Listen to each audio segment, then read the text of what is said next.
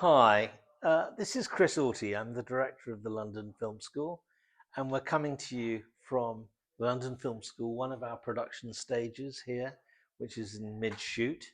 And I'm just talking to Richard Kwietniowski, who's our senior tutor on the filmmaking course and supervises actually all of the graduation films.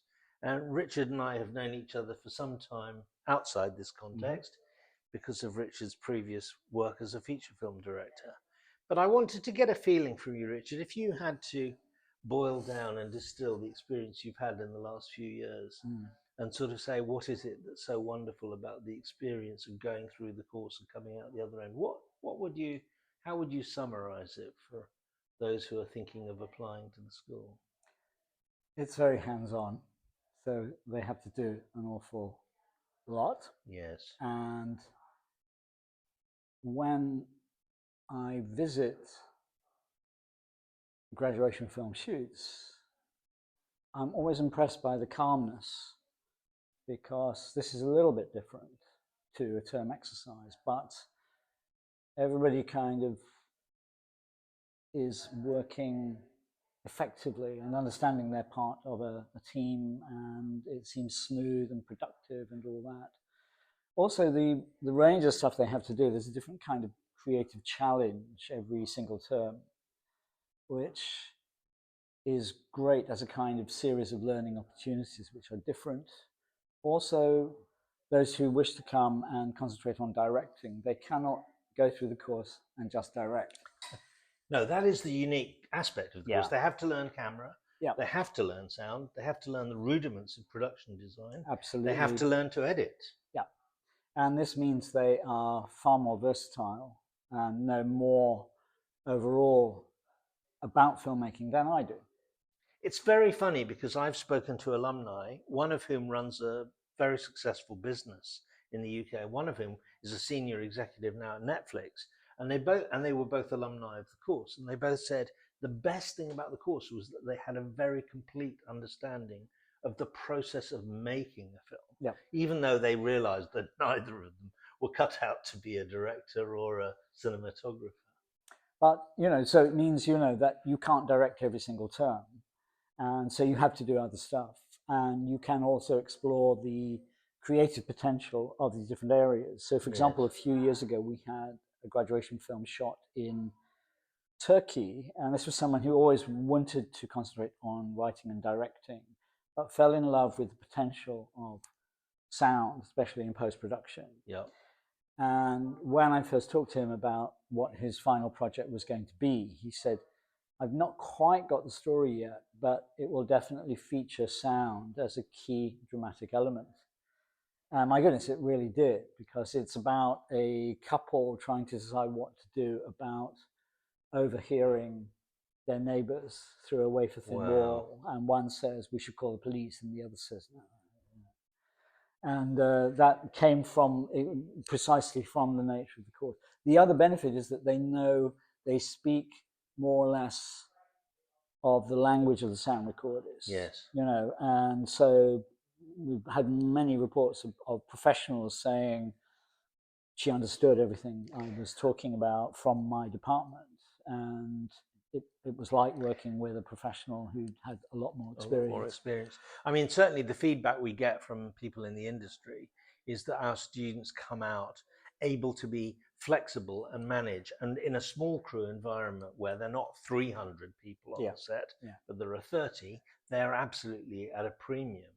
One of the things that, of course, people don't realize about the school is that we're wildly international. I mean, I think 52 nations at last count out of the 200 students who are at any one time going through the course. Culturally, that's really interesting, right? I mean, it must be quite complicated for you to cope with, but also very, very stimulating. I mean, we had 70 grad films last year, and that's about average. Yes, for better or worse. But what's key about the graduation film is that after surviving these very difficult sort of challenges in each of the exercises, each individual then decides how they're going to graduate. like in what role they're going to specialize Yes. in, and if that's directing, then are they going to write their own script or not? And as long as we consider where they want to shoot as being safe, they can shoot anywhere in the world. So it means, if you're from a country very far away, we would strongly encourage you to consider going back there and working in your first language, in the culture you know best, and possibly in certain traditional storytelling methods Yes. which are specific to that culture. So we're kind of passing the buck to them and saying, please tell us what you want to do. I mean, which I think is so important. I mean, one of the things that forcibly struck me when I joined the school nearly 2 years ago was the sense that we were talking local, but around the world, Yeah, in order to make things that were universal in their thematic value. I mean, we've spoken, absolutely. Yeah, we're both fans of a film by a Chinese student called Kun Sun, who graduated last year. And that film is incredibly simple. A woman works in a stonemason's yard, and a very unhappy relationship progresses. She has aspirations, and it kind of ends both tragically and beautifully. Yeah. And that came from a desire to make something in an environment that she was very familiar with, Yeah. which was very exciting to us. And I think having spent a couple of years here in London, then to say, what am I personally going to make of that when I kind of go back home? And what we have to do is tune into those goals and the specifics of the type of film that they want to make, which is entirely up to them. Yes. So it might be kind of genre, or it might be something very elliptic or poetic. It's up to them. But I think, one thing that interests us a lot is that students respond very well to the stimuli they get throughout the course, which means that they are more likely perhaps to make a final film that has edge, Yeah. rather than trying to make something with polish. Yeah. And as a film goer, give me edge. And as a festival selector, Yeah. give me edge. Yeah. I mean, I think that the triumph of the school around the world in terms of our output in the festival circuit, 2 of our alumni had films in the main competition this year. We have had innumerable shorts selected for Cannes, Berlin, and for the other major festivals. That's to do with that. Yeah. It's not coming out of a machine. Yeah. And I would say the other thing is that the freedom that we give the students is unparalleled compared with I think with any other film school I'm aware of. You may be right. But I think, our ultimate goals are to graduate everybody as two things. The first is as a potential head of department, Yeah. which might be as a potential director of photography or actual production designer or director, etc. Yes. But that may take some years, especially for a Yes. director. But also simultaneously to graduate them as being a very versatile and employable person to work in the industry. Yeah. So, for example, the fact that directors have graduate with other skills means they could work maybe in producing, or some go for AD, assistant directing.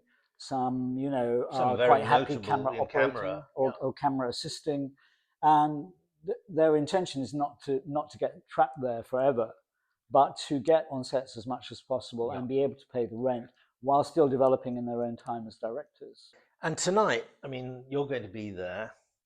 I'm really looking forward to it. We're going to host an evening with Carla Simon, who's one of our relatively recent alumni. She was here only 10 years ago.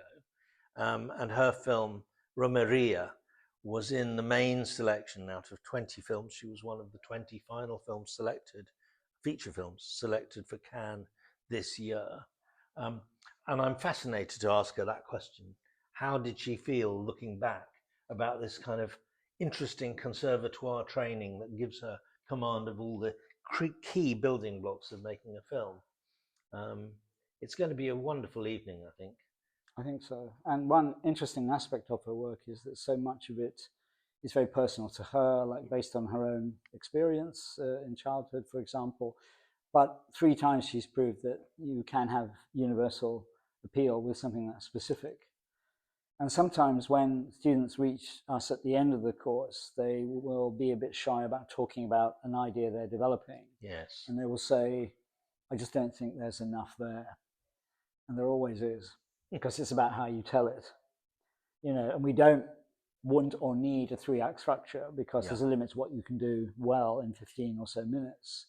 So the more specific it is. One of my favorite pitches from a writer-director was, he came in and I said, so give me a one-liner. And he said, I don't think it's enough, but it's about a tear in a pair of jeans. And I said, okay, I'm buying a ticket already.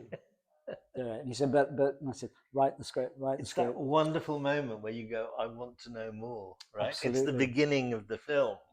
It's the moment when you go, and the next thing is, it's that. I ran it by friends that evening. I said, would you be interested in seeing a short film about a tear in a pair of jeans? And they went, it's a short film. I said, yeah, it's a short film.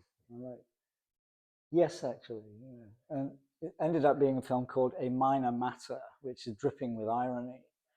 But that's my standard example to say people who don't know the school, to say we welcome films as specific as that. I think that's a beautiful encapsulation of what we do here. Personal, tragical, comical, ironical, free, but guided by masters. And in your case, Richard, a real master of teaching the art. So from London Film School and from our studio, one of our 4 studios here, thanks for joining us. All the best. Thanks, Richard.